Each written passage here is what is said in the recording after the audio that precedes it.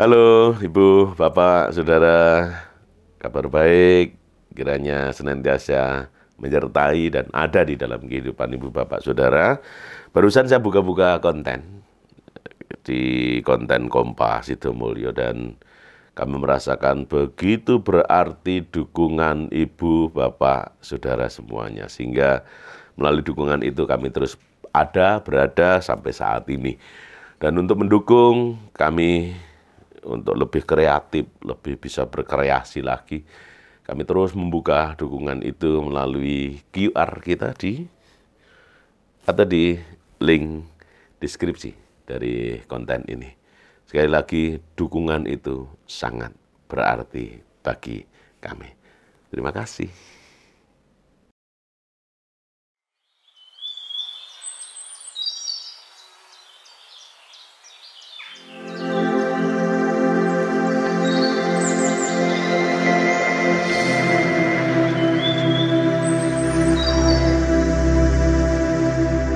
Shalom, Ibu, Bapak, Saudara yang dikasihi oleh Tuhan, berjumpa kembali di YouTube Kompas Sidomulyo Bantul. Kembali kita akan merenungkan firman Tuhan di minggu ini dan kita akan menyiapkan hati sebelum kita merenungkan firman Tuhan itu. Dalam doa, kita satukan hati kita bersama. Bapa, kami bersyukur terus Engkau membentuk kami melalui firman-Mu, dan saat ini kami akan merenungkan firman-Mu. Tuhan berkati, Tuhan mampukan kami untuk memahami kehendak-Mu, mengakarkan dan memberlakukan di dalam kehidupan kami. Sehingga kami terus bertumbuh sesuai dengan apa yang Engkau kehendaki. Kami menyerahkan semuanya dalam nama Tuhan kami, Yesus Kristus. Amin. Bacaan kita di minggu ini terambil dari 1 Timotius pasal yang 1 Tesalonika pasal yang kedua, secara khusus ayat 1 sampai ayatnya yang ke-8.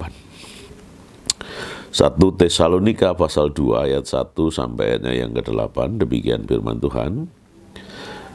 Kamu sendiri pun memang tahu, saudara-saudara, bahwa kedatangan kami di antaramu tidaklah sia-sia. Tetapi sungguh pun kami sebelumnya seperti kamu tahu, telah dianiaya dan dihina di Filipi, namun dengan pertolongan Allah kita, kami beroleh keberanian untuk memberitakan Injil Allah kepada kamu dalam perjuangan yang berat. Sebab nasihat kami tidak lahir dari kesesatan atau dari maksud yang tidak murni dan juga tidak disertai tipu daya.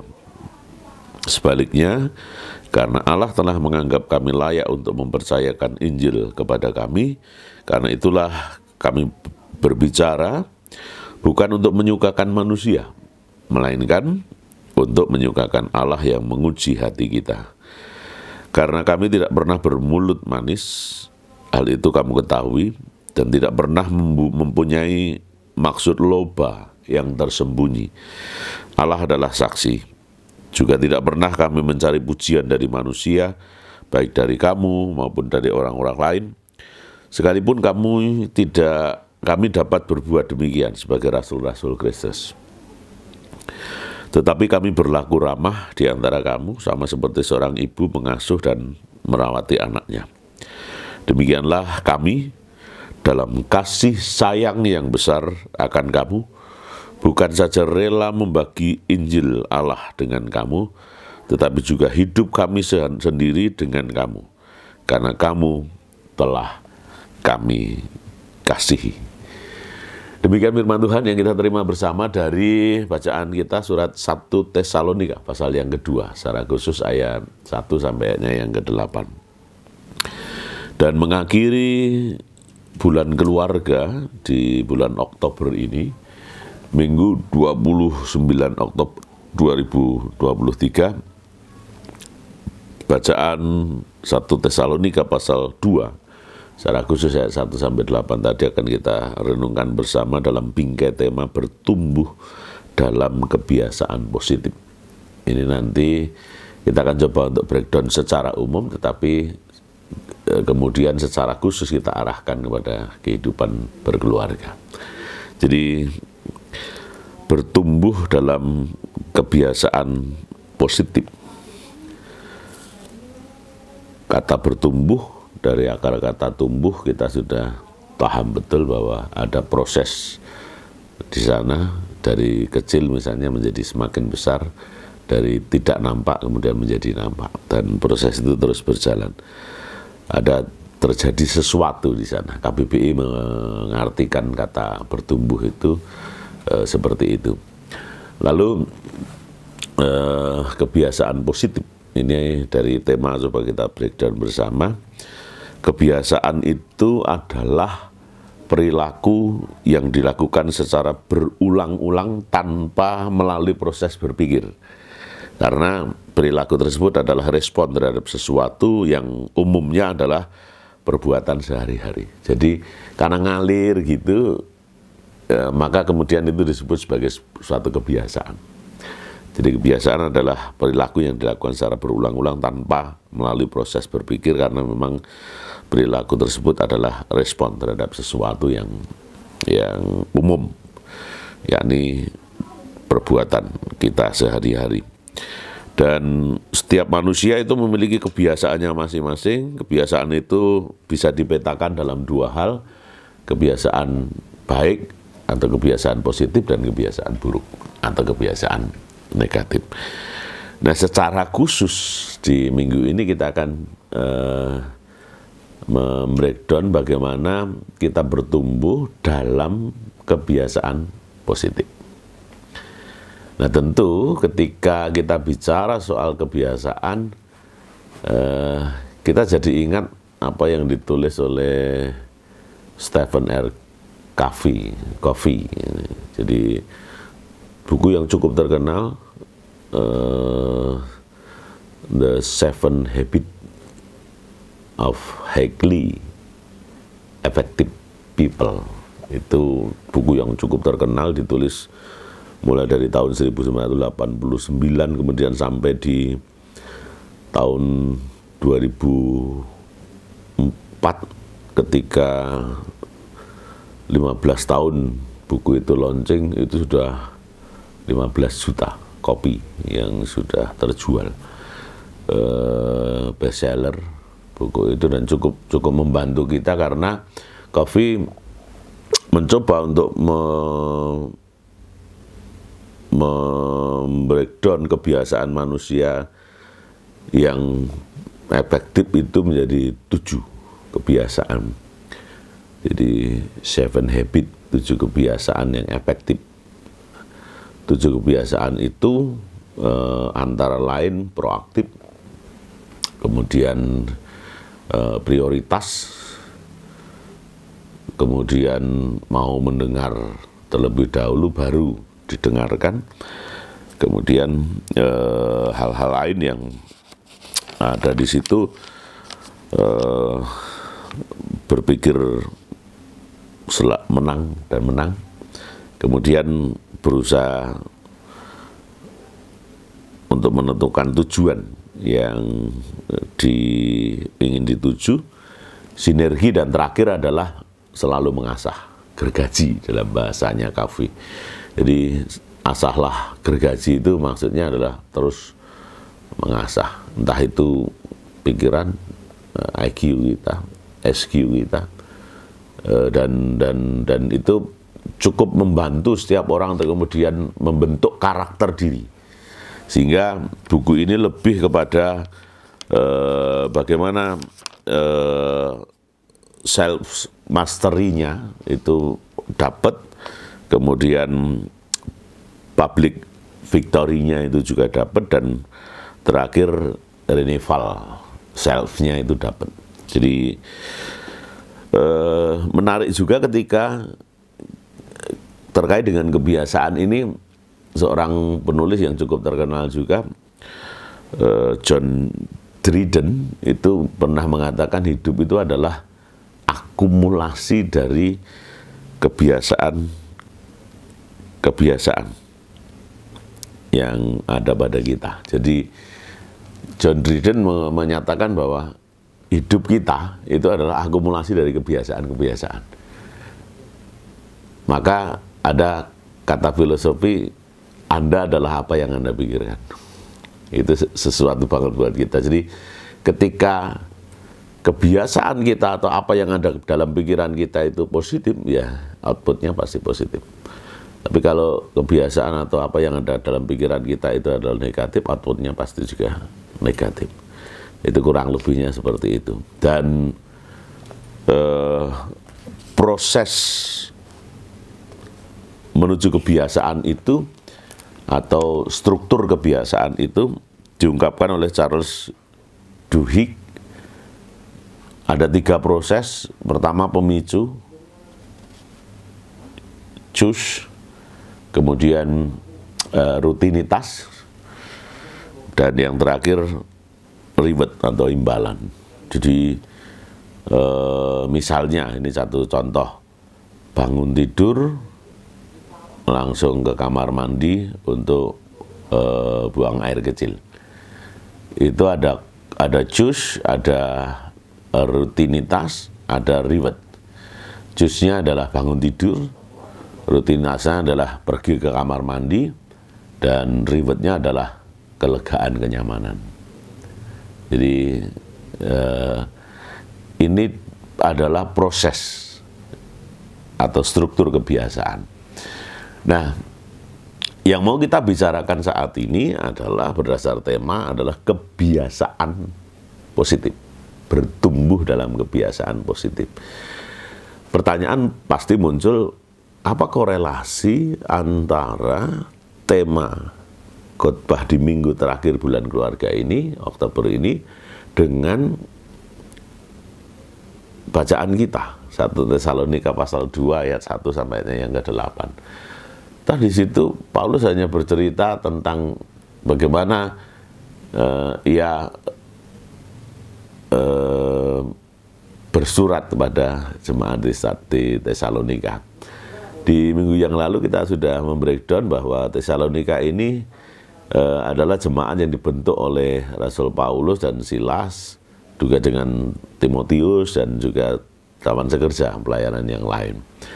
Nah, ketika membentuk jemaat ini, karena sebagian besar penduduk atau masyarakat Tesalonika itu adalah orang-orang Yahudi yang terus menghalangi, terus berusaha untuk bagaimana caranya agar Injil Yesus Kristus ini tidak berkembang di sana, maka pressure dan berita-berita hoax kalau dalam zaman kita sekarang ini, itu mulai digelontorkan oleh orang-orang Yahudi supaya membendung apa yang dilakukan oleh Paulus dan teman-teman sepelayanan yang lain. Dan bentuk pressure itu bisa berwujud penganiayaan pada Paulus, bentuk berita-berita hoak, penghasutan, fitnah, dan pada akhirnya Paulus harus menyingkir ke Filipi, kemudian Korintus, yang apa yang dilakukan oleh Paulus ini kemudian mengharuskan mereka berpisah dengan jemaat Tesalonika. Nah, teks dan konteks 1 Tesalonika ini adalah Timotius diutus oleh Rasul Paulus untuk mengunjungi jemaat di Tesalonika. Masih enggak kira-kira mendapat tekanan, mendapat pressure dari bangsa Romawi, dan juga yang terlebih adalah orang-orang Yahudi. Ini kira-kira bertahan enggak? Dan Timotius kemudian kembali ke Paulus dan menyatakan masih ada jemaat di sana, masih ada yang banyak bertahan menjadi jemaat Tuhan. Karenanya kemudian Paulus menitipkan suratnya itu untuk dibawa oleh Timotius kepada jemaat di Tesalonika. Nah, 1 Tesalonika ini makanya berisi tentang peneguhan agar jemaat tetap setia di dalam Tuhan, setia dalam berproses bersama dengan Tuhan, dan teguh imannya, tidak goyah. Sekalipun mungkin jemaat tetap menghadapi pressure, penganiayaan, bentuk-bentuk tekanan-tekanan dari entah itu bangsa Romawi sebagai penjajah dan penguasa kala itu, maupun dari internal bangsa Yahudi sendiri atau orang-orang Yahudi.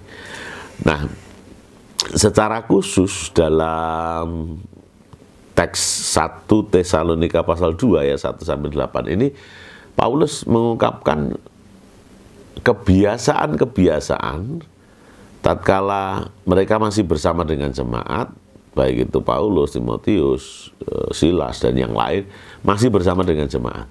Itu kembali diingatkan oleh Rasul Paulus. Karena kebiasaan-kebiasaan itu jika dilihat, dirasakan oleh jemaat, akan membantu jemaat untuk diteguhkan di dalam situasi-situasi yang sedang dihadapi. Nah, ini sebenarnya inti berita dari firman Tuhan dapat kita di situ. Jadi melalui firman ini kita dituntut untuk menemukan inti dari surat Rasul Paulus ini untuk kemudian meneguhkan jemaat agar jemaat tetap setia, sekalipun mungkin dalam pressure dan tekanan-tekanan yang tidak mudah bagi jemaat. Tapi Paulus katakan, lu lihat sendiri saya di dalam situasi seperti apa yang lu alami juga masih tetap setia untuk kemudian mengabarkan Injil, karena memang dipercaya oleh Tuhan. Dan seseorang yang kemudian dipercaya oleh Tuhan, sekali-kali Tuhan tidak akan pernah membiarkan, dan sekali-kali Tuhan tidak akan meninggalkan.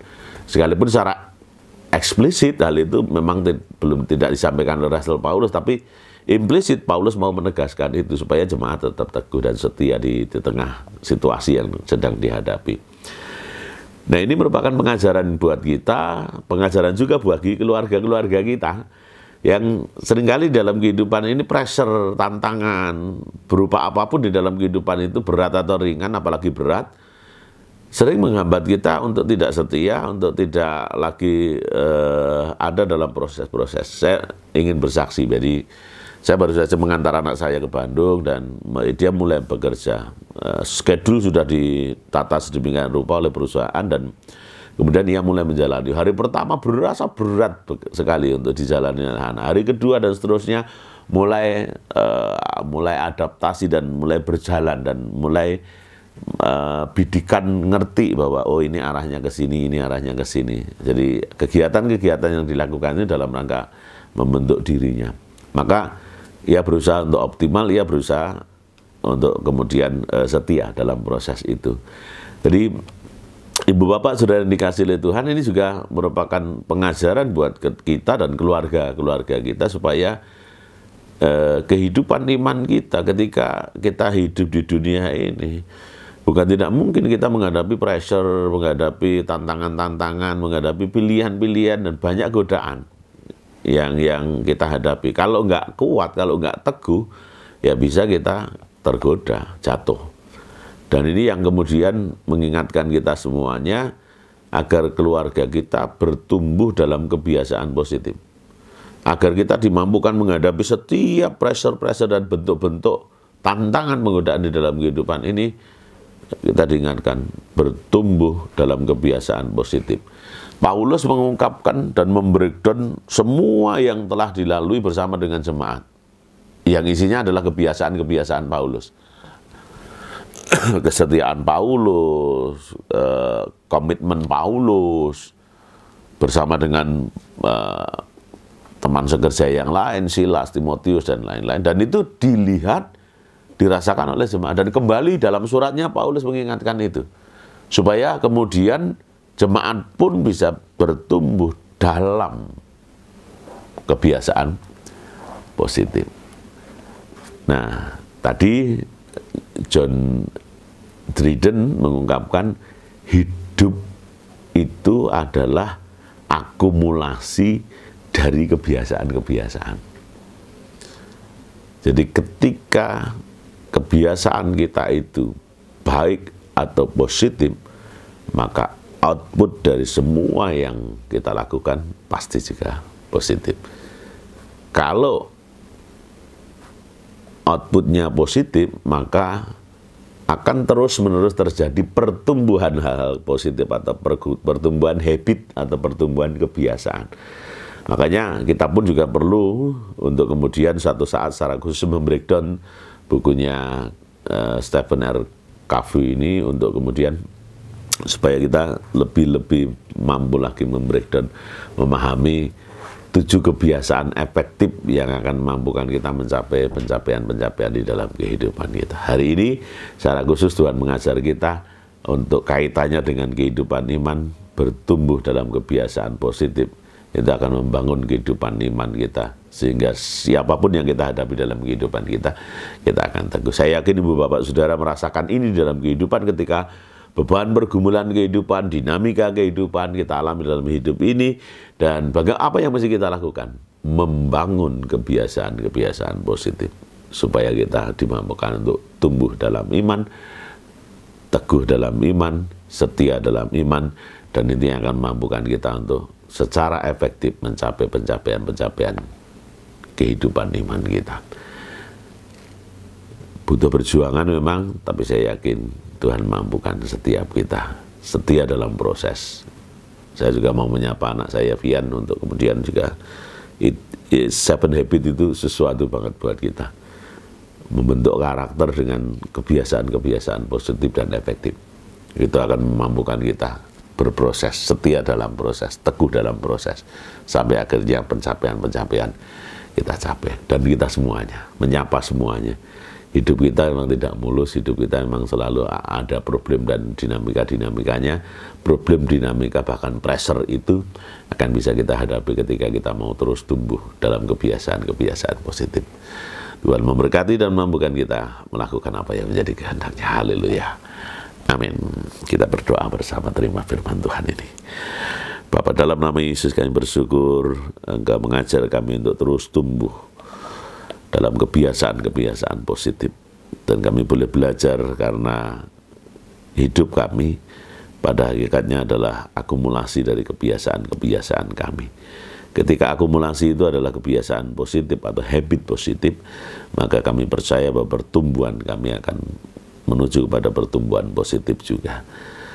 Jika habit kami itu adalah kebiasaan atau habit tentang kebaikan, maka pertumbuhan kami, terkhusus dalam keluarga kami, dalam kehidupan iman kami, juga akan mengarah kepada pertumbuhan yang positif, baik adanya. Mampukan kami ya Allah untuk menghayati firman ini, mengakarkan dan melakukan dalam kehidupan kami, sehingga kehidupan iman kami juga akan mampu bertumbuh dalam kebiasaan-kebiasaan positif sebagaimana yang Tuhan ajarkan kepada kami. Kehidupan Rasul Paulus yang disaksikan dan dirasakan oleh jemaat di Tesalonika meneguhkan jemaat Tesalonika untuk mampu menghadapi pressure, penganiayaan, tantangan dinamika kehidupan jemaat, sehingga jemaat dimampukan untuk tetap tumbuh dalam kebiasaan-kebiasaan positif karena menempatkan segala sesuatu sebagai bagian dari rencana indah Tuhan yang telah, sedang, dan terus akan Kau nyatakan. Mampukan kami juga untuk meneladani kehidupan jemaat di Tesalonika maupun kehidupan hamba-Mu Rasul Paulus. Kami menyerahkan hidup kami ya Allah sepenuhnya dalam kedaulatan kuasa-Mu dalam nama Yesus. Bapa, kami juga menyerahkan pokok doa syafaat kami kepadamu. Lawat setiap kami yang saat ini sedang menderita sakit. Terus kami menyatukan hati bagi Bapak Sutanto yang beberapa waktu harus menjalani kemoterapi, penyinaran, keluar masuk rumah sakit, dan saat ini sedang dirawat di rumah sakit Dr. Sarjito.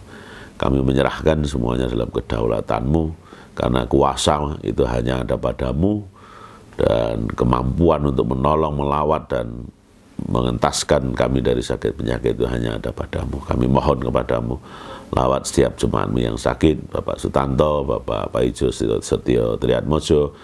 Kami juga menyerahkan proses pemulihan dan yang sudah terus Engkau nyatakan bagi Ibu Rajio, dan kami bersyukur ketika orang tua kami ini Engkau izinkan untuk sudah mulai berproses untuk berjalan, sekalipun masih dalam proses kehati-hatian dan terus kewaspadaan. Kami juga menyerahkan proses pemulihan bagi orang tua kami, Simbah Hartati. Kami percayakan sepenuhnya ke dalam kedaulatan kuasa-Mu. Kami menyerahkan setiap proses-proses dan tahapan-tahapan di dalam kehidupan yang mesti kami lalui dengan kesadaran penuh bahwa Tuhan selalu berada dalam kehidupan kami. Mampukan kami terus membangun kebiasaan-kebiasaan positif, kebiasaan-kebiasaan baik sebagai habit di dalam kehidupan kami yang akan mampukan kami untuk tumbuh kembang dalam kehidupan iman sebagaimana yang Kau kehendaki atas kami. Setia dalam proses, teguh dalam proses, dan akhirnya mencapai reward dari setiap perkara-perkara yang kami upayakan perjuangkan bersama dengan-Mu. Kami juga mengingat setiap anak-anak kami dalam studinya, dalam pekerjaannya, dalam masa depannya.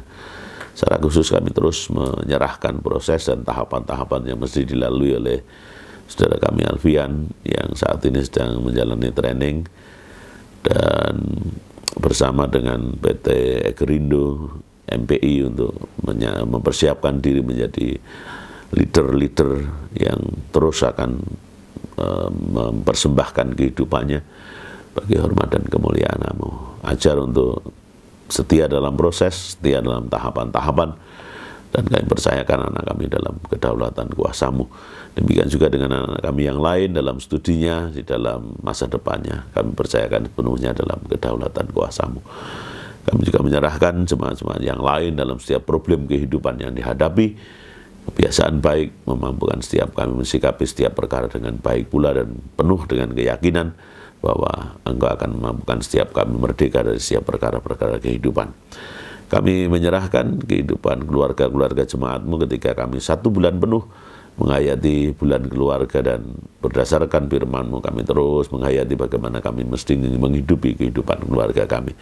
Terima kasih ya Allah, mampukan kami untuk terus membentuk dan membangun, juga menumbuhkan kehidupan keluarga kami dalam kebiasaan-kebiasaan baik, kebiasaan-kebiasaan positif sebagai habit di dalam kehidupan kami yang akan terus menghantar kami untuk setia di jalan Tuhan, setia dalam proses Tuhan, dan mampu mencapai pencapaian-pencapaian sebagaimana yang Kau rencanakan atas kehidupan kami.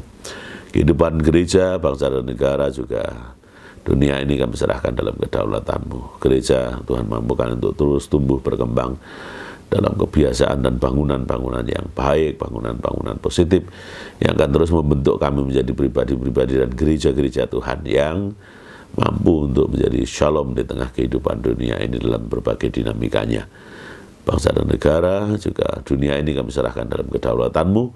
Kami percayakan sepenuhnya dalam rencana indah Tuhan. Terpujilah nama Tuhan kekal selama-lamanya. Di dalam nama Tuhan kami Yesus Kristus kami berdoa dan mengucap syukur, dan dengan iman mengakhiri doa ini dengan doa Bapa kami yang Tuhan ajarkan kepada kami. Bapa kami yang di surga, dikuduskanlah nama-Mu, datanglah kerajaan-Mu, jadilah kehendak-Mu di bumi seperti di surga. Berikanlah kami pada hari makanan kami yang secukupnya, dan ampunilah kami akan kesalahan kami, seperti kami juga mengampuni orang yang bersalah kepada kami. Dan janganlah membawa kami ke dalam pencobaan, tetapi lepaskanlah kami daripada yang jahat. Karena Engkau lah yang punya kerajaan dan kuasa dan kemuliaan sampai selama-lamanya. Amin.